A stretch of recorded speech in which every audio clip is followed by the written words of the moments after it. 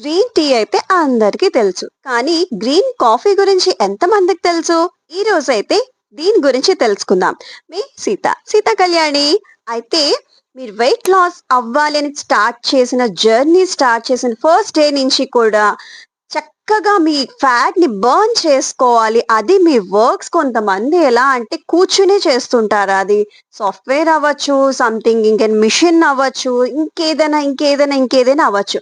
అయినా సరే మీ fat burn అవ్వాలి. పర్ డేలో మీరు తీసుకున్న ఫ్యాట్ అనేది కూడా కరెక్ట్‌గా అనుకుంటున్నారా? అయితే ఖచ్చితంగా ఈ గ్రీన్ కాఫీనైతే ప్రిఫర్ చేయండి. And second thing fat absorption అన్నది కూడా తగ్గిస్తుందండి. అండ్ మెటబాలిజంని ఇంప్రూవ్ చేస్తుంది.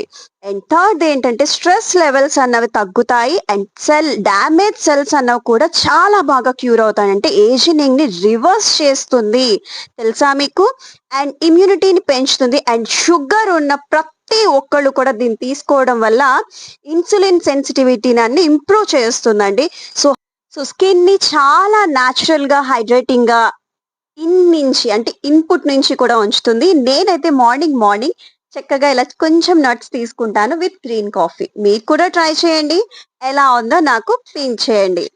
ఖచ్చితంగా తీసుకోవడానికి ట్రై చేయండి. ఎందుకంటే ఫ్యాట్ చాలా ఫాస్ట్ గా బర్న్ అవుతుంది. సో ఎలా తయారు చేయాలో చూపించాను కదా.